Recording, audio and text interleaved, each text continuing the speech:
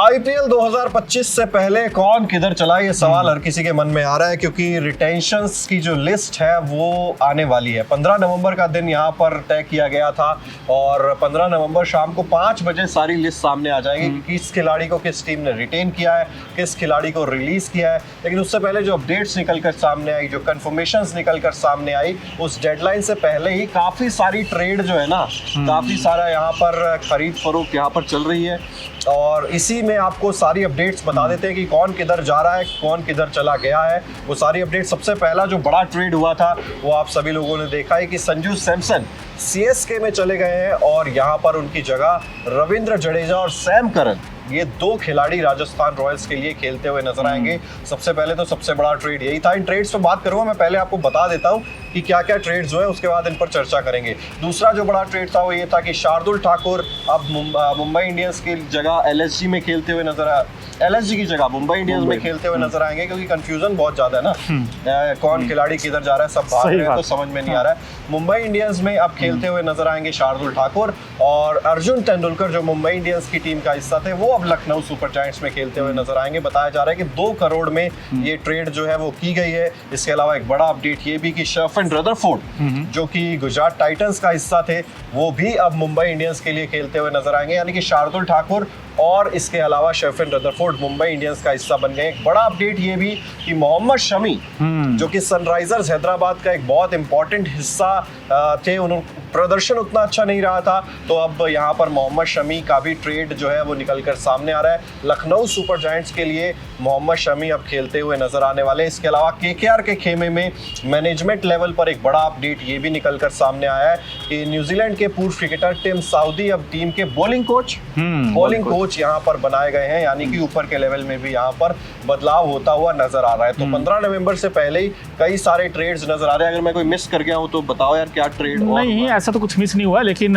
जो की प्लेयर थे जो आपने बताया है कि कुछ टीम को नुकसान भी होगा, बिकॉज जैसे आप शार्दुल ठाकुर की बात कर रहे थे, भाई शार्दुल ठाकुर का जाना आई थिंक एलएसजी के लिए बड़ा झटका है, बिकॉज एलएसजी के लिए वो बैटिंग भी कर लेते थे, नीचे जाकर बॉलिंग भी अच्छी कर लेते, पावर प्ले में गेंद करते थे। अब मुंबई ने तो भाई अपनी स्ट्रेंथ बड़ी तगड़ी कर ली है, उनके पास तो बैटिंग बड़ी तगड़ी थी, रियान रिकल्टन, रोहित और अब ये भी आ गए शेफन रदरफोर्ड, अगर इनको मौका मिलता है, सूर्या तिलक सब हैं। और बॉलिंग देखिए उनकी कितनी आउटस्टैंडिंग हो गई है।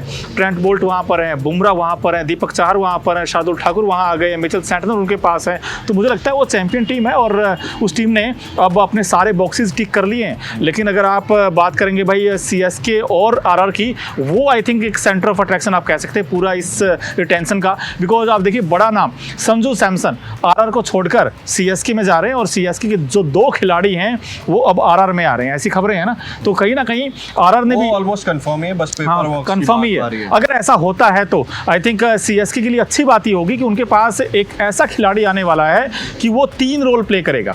वो बैटिंग अच्छी करेंगे, विकेट कीपिंग अच्छी करेंगे और कहीं ना कहीं वो कैप्टन की भी जो काबिलियत है उसमें संजू सैमसन बड़ी कमाल की है, बिकॉज 2022 में रविंद्र जडेजा राजस्थान रॉयल्स के कैप्टन बनाए जा सकते हैं। ये भी खबरें निकल कर सामने आ रही है। उनका भी अच्छा टेक है अगर वो ऐसा लेते हैं आरआर की टीम। भाई रविंद्र जडेजा, आपने आधे सीजन में रविंद्र जडेजा को कप्तानी करते हुए देखा था ना सीएसके की। बीच सीजन उनसे कप्तानी वापस उतनी अच्छी नहीं रही थी, वहां पे बहुत डिजास्टर था, खराब कप्तानी उन्होंने की थी, जिस वजह से बीच सीजन उनकी कप्तानी ले ली गई थी। तो राजस्थान रॉयल्स के लिए भी ये सोचना पड़ेगा कि आप यशस्वी जायसवाल क्या इस फैसले से खुश होंगे, रियान पराग क्या इस फैसले से खुश होंगे, बहुत सारी चीजें देखनी पड़ेगी। लेकिन चिराग सुखीजा जो मर्जी कहे भाई, जो इन्होंने 2 बड़ी टीमें हैं, एक सीएसके है 5 बार की चैंपियन, एक एमआई 5 बार की चैंपियन है। वो क्यों चैंपियन है? क्योंकि उन्होंने खिलाड़ी अच्छे जोड़े हैं। अब एमआई में देखिए तो एमआई ने भी सारे के सारे मैच विनर लिए हैं। अब सीएसके ने भी एक चाल चली है कि उनको चाहिए था कि एमएस धोनी, हर बार हम कहते हैं आखिरी सीजन हो सकता है, ये आखिरी हो सकता है एमएस धोनी इस सीजन के बाद अगर वो रिटायरमेंट लेते हैं आईपीएल से,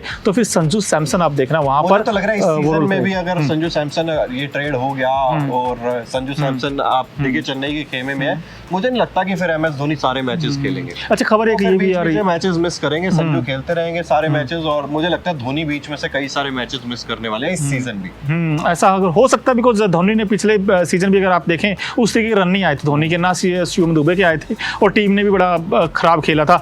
खबर ये भी एक और कि केकेआर भी एक कैप्टन की तलाश में और शायद हो सकता है वेंकटेश अय्यर को रिलीज कर दें वो, वेंकटेश अय्यर को। तो फिर वहां पर किसे आप देख रहे हैं जो हो सकता है?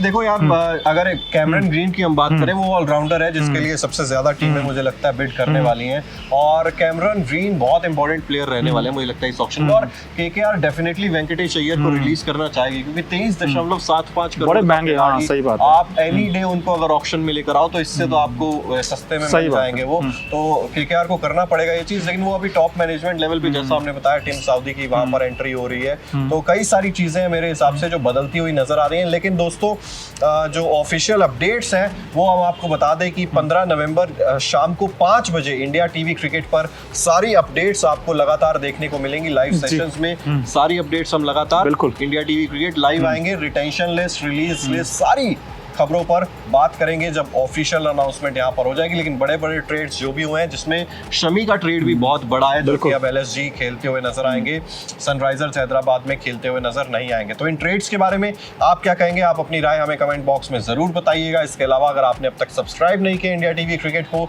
तो सब्सक्राइब भी कर दीजिए। बहुत बहुत शुक्रिया।